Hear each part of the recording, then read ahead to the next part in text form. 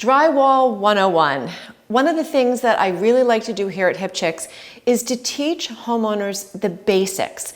You know, you can watch a lot of other YouTube videos and they jump right into the deep tasks that you need to do around your house, but I like to give you the background so you really understand the projects at hand, the materials you need to use, because if you don't understand the basics, you're not going to get as far. So we're going to talk about the basics of drywall so you understand if you have to do a repair or you want to tackle a new project, that you know what to buy, why, what sizes, and some tricks on getting it home. Please be sure to subscribe because this is what I focus on, saving homeowners money, stress, and time. I'm 25 years into homeownership, licensed contractor, DIY expert. I've been on TV. You know, we have, 2.9 million views at this point on this channel. And I have a track record of being able to help you tackle the everyday tasks and grow your skill set. So here we are in the basement. A few months ago, we had a flood and I am tackling the basement renovation. We used to have beadboard paneling here. It had to come off because of water damage and mold. So we took our drywall off up to here because the beadboard was glued and left damage to the wall. So we took this up to 38 inches. So let's talk about what drywall we chose and why. First thing I want you to know is that drywall goes by a number of different names. You will hear it called sheetrock, gypsum board, wallboard, and plasterboard. Basically, what drywall is a compound of gypsum rock that is layered between two sections of paper. The back side of drywall is typically a brown color, while the front is a off-white color. Now this piece in particular that I have here is a special moisture resistant drywall that we're using down in the basement for obvious reasons. But remember, when you go to shop, you're going to be looking for the right thickness of the drywall that you need. If you were making a patch like we did, we had to measure what drywall was used on the upper section to make sure that the bottom section was the same thickness. Typically, you're going to find drywall from 3/8 of an inch to an inch, with the most popular being a 1/2 inch or 5/8. Now, drywall will come in sheets.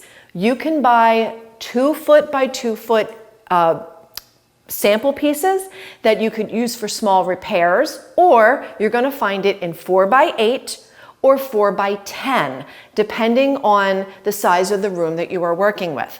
So that can be a little tricky to get at home, but I'll share those tips on how you get it back to your house in a minute. Now, the other thing to know is that there are different types of drywall.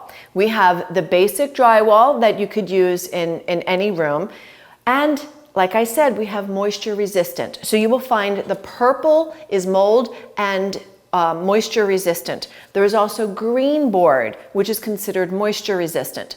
Now, both of these in the past have been used behind shower walls and tile, but the better option for that is to go with a cement board, and that's a whole nother story.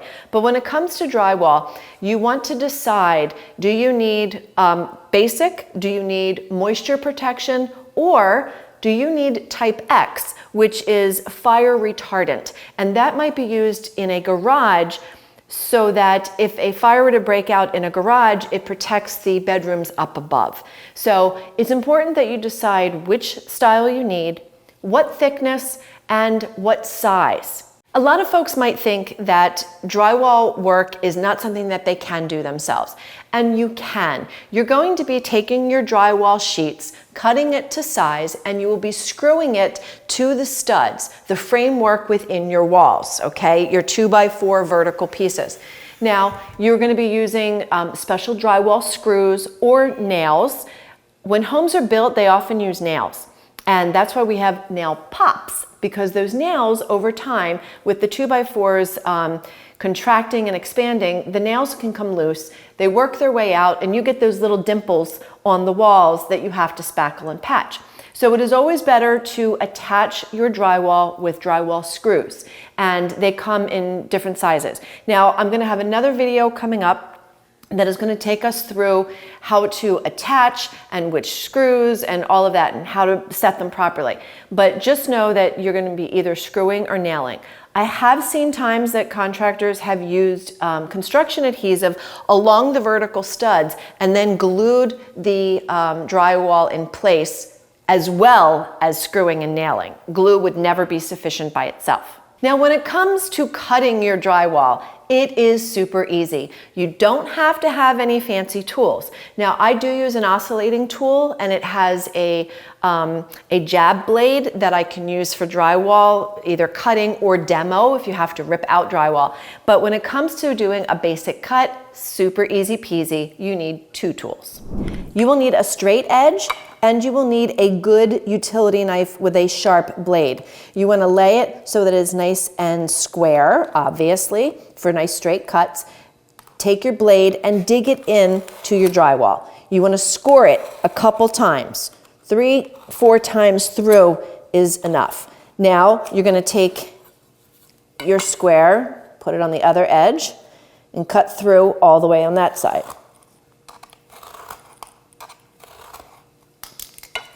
Now you're going to take your drywall and snap it, just like that. Now you can take your blade and you will release the paper on the back, okay? You can either cut it from the back or you can reach through and cut it that way. It's up to you, but that's how you cut your drywall. So you see that cutting your drywall is a snap, but how do you get home those big 4x8 or 4x10 sheets? If you do need full-size sheets, you may want to, rent a Home Depot or Lowe's van, for a day and bring the sheets home. You could possibly fit them into a truck or a minivan. My minivan just fits a 4x8 sheet. It's really tight, so it's a little tricky. For this project, because we only needed 38 inches high of drywall, we went to the store with tape measure and utility knife in hand and went to the pro desk, and they gave us a large builder square, and we cut our drywall in the store. We cut each sheet down to 38 inches. So we cut 10 inches off of each sheet before we bought them and put them in the car, and they slid right in widthwise without any issue. So think outside the box. Don't be afraid to ask for help or to cut it yourself in the store. Lots of folks do it, and it's a great way to get it home.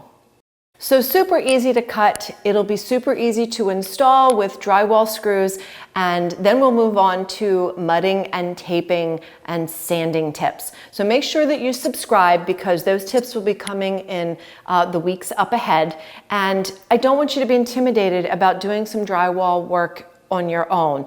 It is tedious, it is messy. I feel like George Washington with a powdered wig and the dust that's coming off of me, but we're saving a lot of money, and this is very DIY, doable projects.